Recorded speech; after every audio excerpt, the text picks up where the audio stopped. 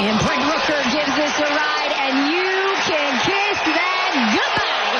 Brent Rooker continues his resume here in July to be the player of the month.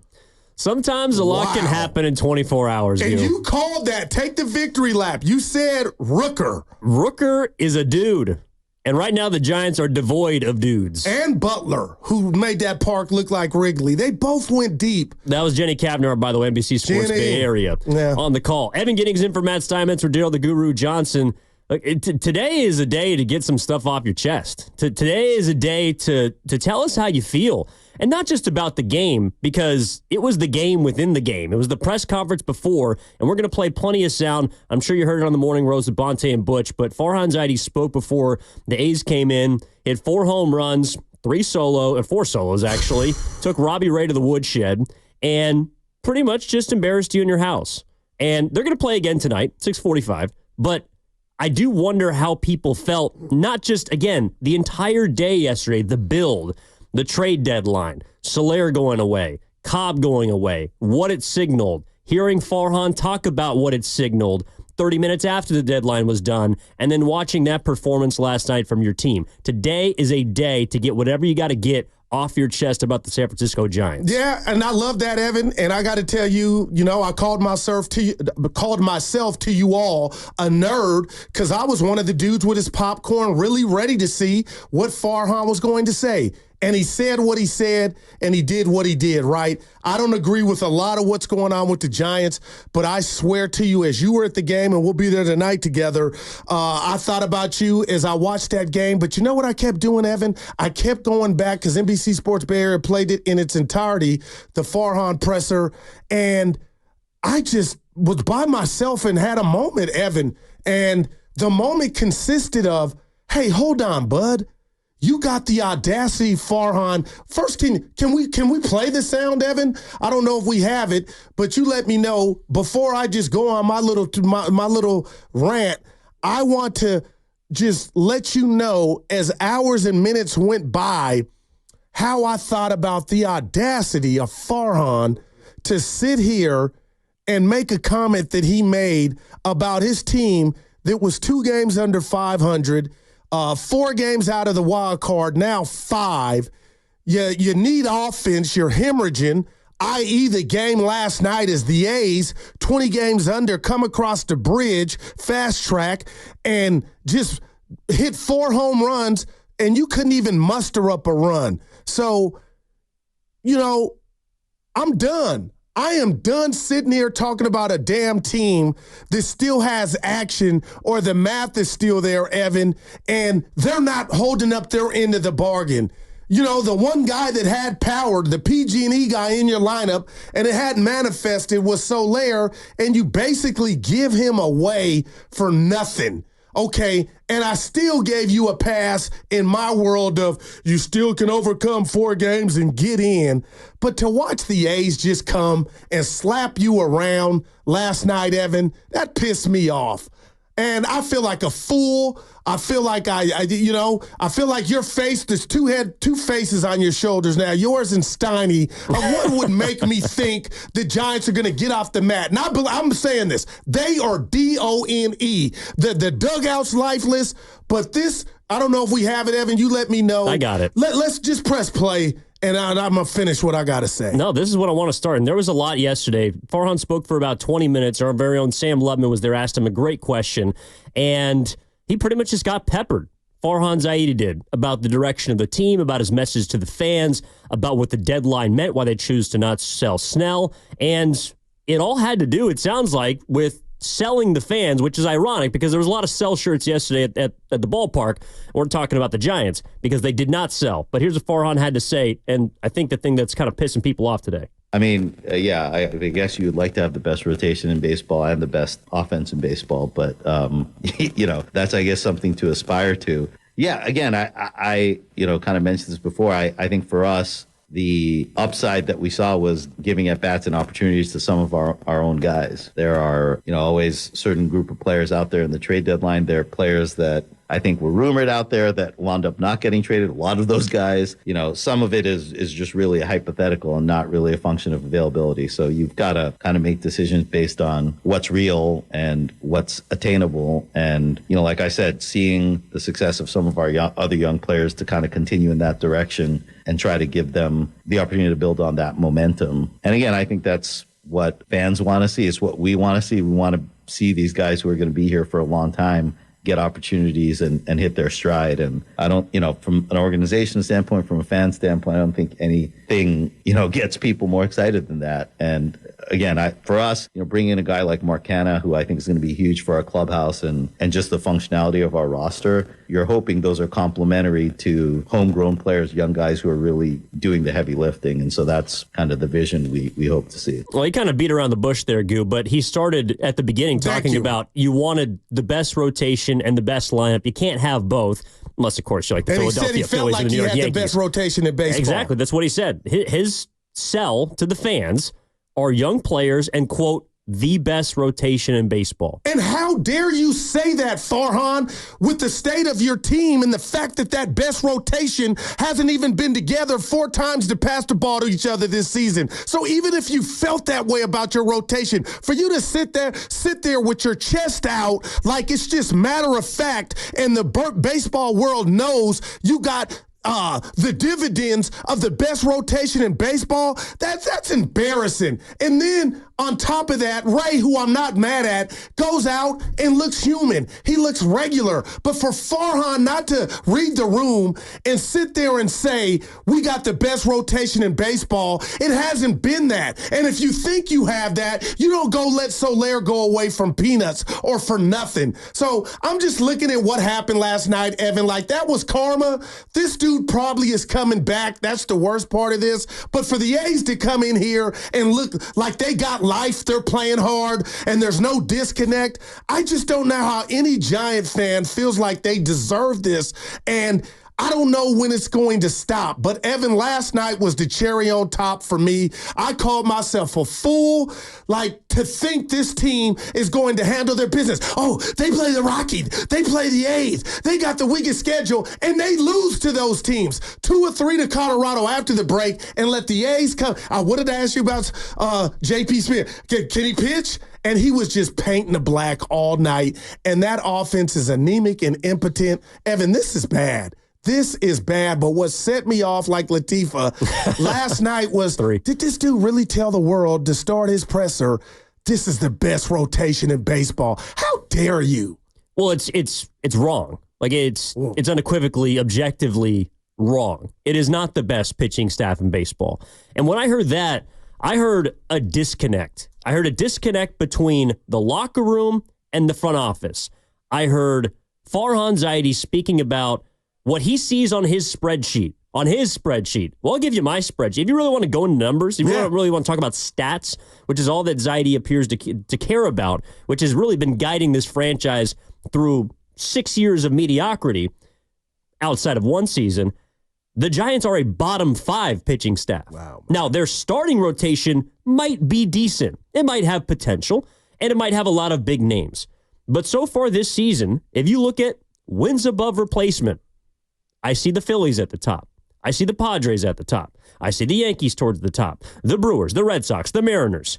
You know where the San Francisco Giants are? Give it to me. Bottom 5. Wow. They are 25th in wins above replacement by their pitching staff. We suck. We no good. Is what you are. You are not the best rotation in baseball. You do not have the best staff in baseball. In fact, you have one of the worst staffs that has performed this season.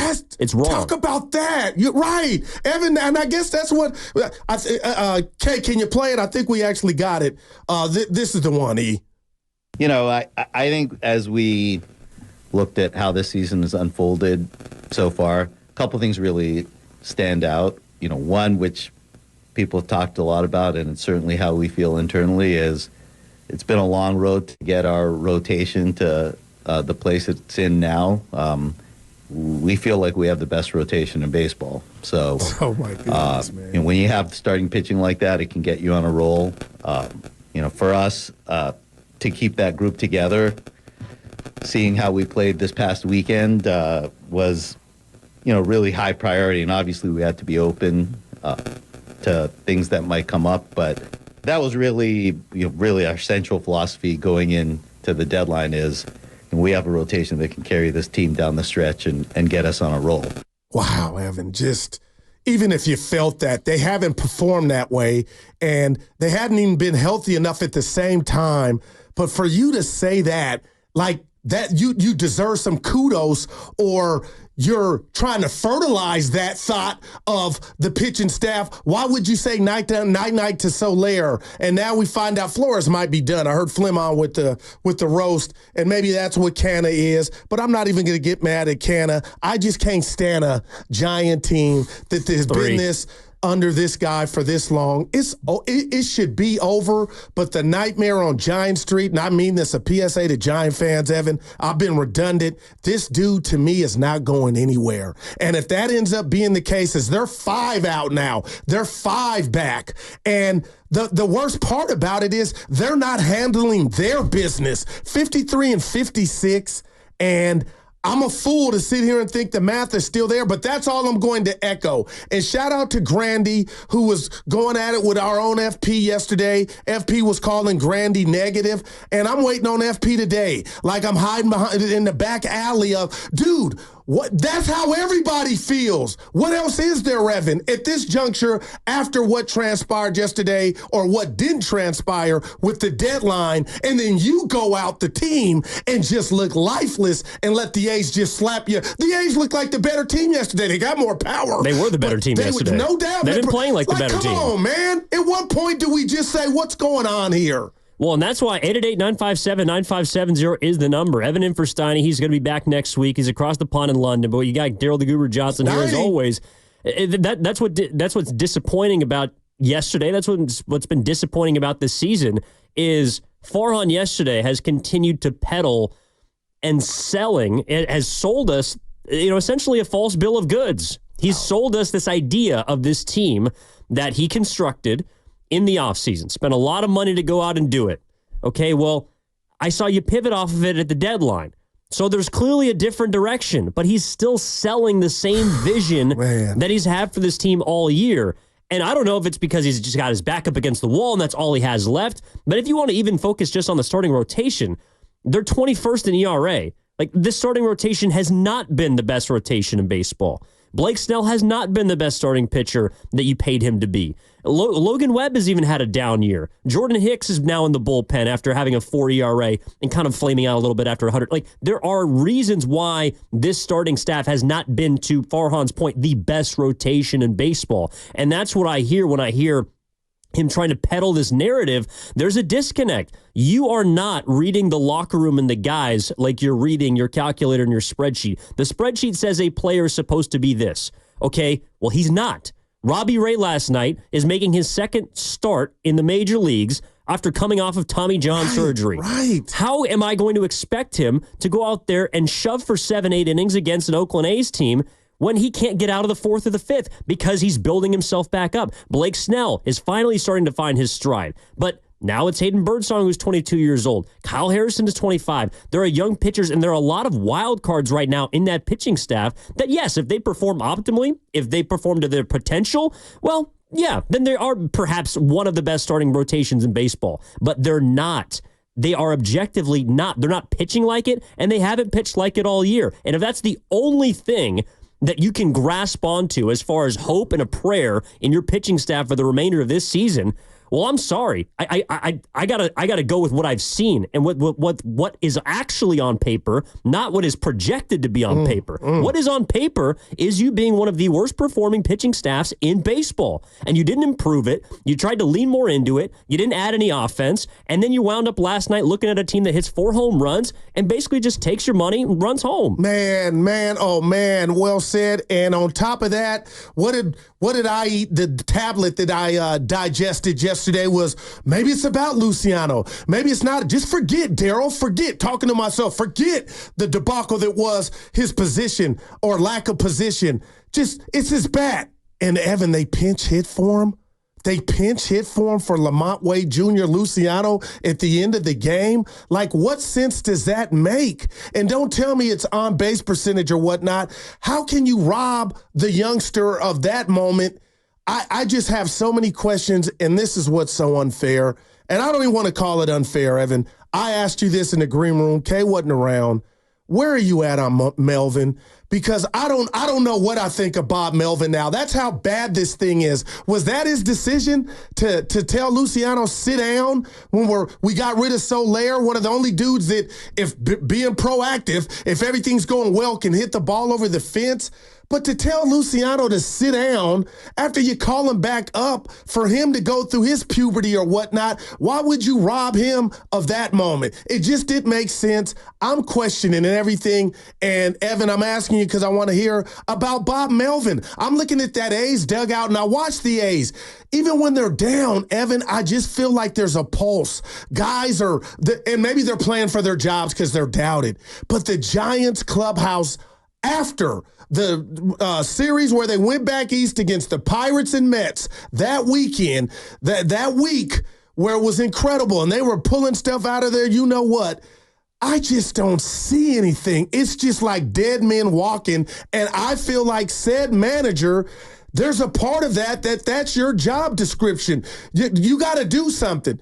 And maybe you're going to tell me, because I'm interested to hear, Melvin's not that type of guy, but I feel like I don't know if he's the guy to lead whatever this is, if it's going to be led by the youngsters. Well, I don't know if you or I or Ken or Matt Nahigan could lead this team right now to the postseason. I mean, seriously, I don't think that Bob Melvin has done a fantastic job this season, but it isn't as if he hasn't kicked over.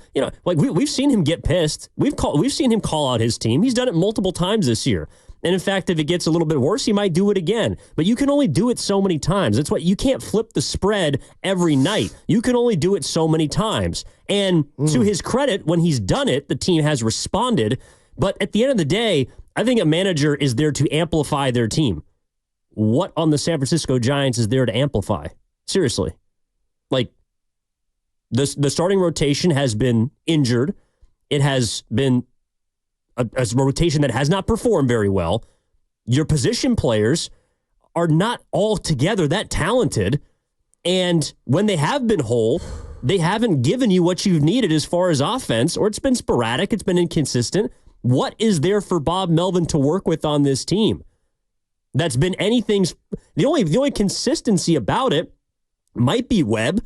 I don't know, as far as a position player, perhaps Ramos? No doubt. He made I get he meant he but didn't Melvin manipulate. didn't even empower Ramos. Well, Ramos basically stepped up because he had to because of injuries. Like, in a way, Farhan Zaidi, and this was the other part that you touched on, which I think is interesting, this idea of empowering young players, like taking the bat out of Luciano's hand last night. I couldn't believe it, man. But they've only empowered their young players, it feels like, because they've had no other choice. Hayden Birdsong was called up, and Farhan's correct. He said he's basically expedited his timeline. He's accelerated his timeline. Birdsong has. That's why they traded Cobb, to provide a place in the rotation for him. Well, Farhan didn't empower Birdsong at the beginning of the year. He needed him.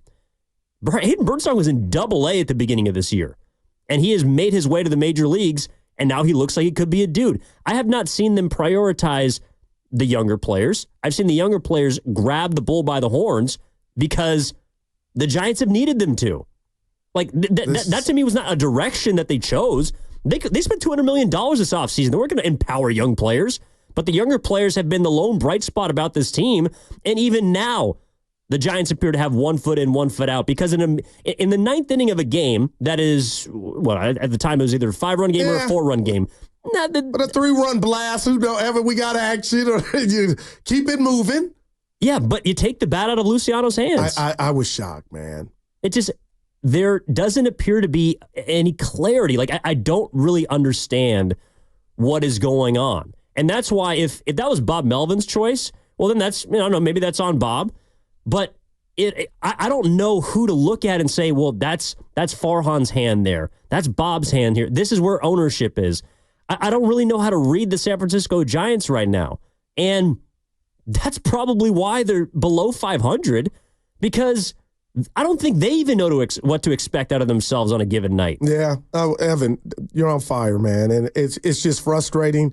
And again, we'll find out that it'll all show itself and rear its head once the final out of the season is recorded. But, Evan, we're a long way from that. So this thing could get ugly, or they could get off the mat tonight and win a game. But to have the A's, and I'm not throwing rocks at the A's, but I'm just watching everything that Farhan has said and done.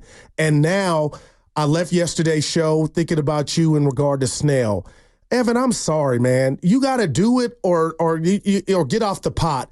And if somehow Blake Snell doesn't opt in and he just walks, I think that makes this deadline worse. And I know you could sit here and say, well, what were they going to get? There was nothing worth it. But, I mean, man, they are so in the middle of mediocrity and what to do. There's no, there's no plan, it feels like. So, with that said, if you're right and it's not Melvin and he's making the best out of the groceries that somebody else bought, then we got to find out who's going shopping. But that person right now is Farhan. I don't think he did himself any favors at that presser. And, Evan, I'm going to say it because I've been sitting on it. I think he didn't trade or move off of Snell, not for the playoffs, because he didn't want to just admit failure or fault. And he wanted to make it look like to the fans that they still were trying to vie for this wild card. And if you were trying to do that, Mark Hanna wouldn't be coming back and Soler wouldn't be going to Atlanta. And you would have got, I'm not saying Henry Aaron, but you would have got something, and they got nothing, and then they go out and look as lackluster as they did. You can't tell me there wasn't a correlation. I know I'll never have proof, but that game last night offensively from the Giants have been who they were, but that team didn't rally like, let's go take 2-2 from the A's and try to get back in it. They just, the same at bats. They were quiet for 6, like your boy JP was dealing. They were lifeless, and they've looked lifeless for the majority of the season. Again, they have not been above 500 for more than 4 days. This season, man. That's who they are. They're a sub 500 team, and that's why, to kind of just go back the last 24 hours, and I do want to basically throw it to the fans as well. It's about them. I also want to hear it from you. 888-957-9570. What do you have to get off your chest? I'll tell you. I was in the building last night. We were on air yesterday. Following Soler, following getting off of Cobb, which was a move that I guess could make sense, but it's all just a bunch of nothing burgers. After essentially a dud of a deadline, post Farhan presser, watching that game, I have to imagine, for a lot of fans, was demoralizing. It was downtrodden. It was damning. It was downright difficult to watch. Seriously, it was more of the same, following more of the same from the front office and the team. And that's why people don't have any belief in them. That's why people don't think this thing is going anywhere. I feel like the only road is to forge ahead for the Giants because they've given themselves no other path. They have no choice but to try and win because they've stuck themselves in mud where, sure, you could lean more into younger players, but where's that going to get you? It doesn't feel like they want to actually lean all the way in on younger guys. They've been forced to. And now they have maybe a couple glimpses of hope, but is that going to get you to October? No. Man. Is Blake Snell going to want to come back next season? I'm not sure. Even if he doesn't, that's another L for Farhan. And there's been far too many L's as opposed to W's. Yeah. In fact, there's been more this season than not. No doubt. And Evan, tell me if this even makes any sense to you, but I feel it. Soler and Snell are kind of the same guy to me. I know they're not, but they are because they represent holding on to one or the other, what direction this season was going to go in. If the Giants were going to be all in. And yesterday was an opportunity to add. They didn't. But at the end of the day, if you're going to say night-night to Soler, why would you hold on to Snell? Right there, that's a contradiction. So, again, you could say, Goo, I don't know how valuable, teams are willing or what prospects they were trying to give up for Snell, but it doesn't match. And everything they're doing right now seems to be mismatched. It doesn't add up. No, and it's not even like a zebra where you have the same stripes. They're all going different directions, different colors. There might be polka dots. There might be stripes. I'm not really sure. There's a disconnect right now. The Giants feel disconnected to me. We're going to get to your calls on the other side. I see you, Brian, Mark, Will. Please hang on through the break. Evan Giddings in for Matt Steinmetz with Daryl the Guru Johnson. What's coming up next on the game is presented by Fremont Bank, celebrating 60 years of full-service banking with no compromises. That segment was brought to you by Meineke Car Care Centers.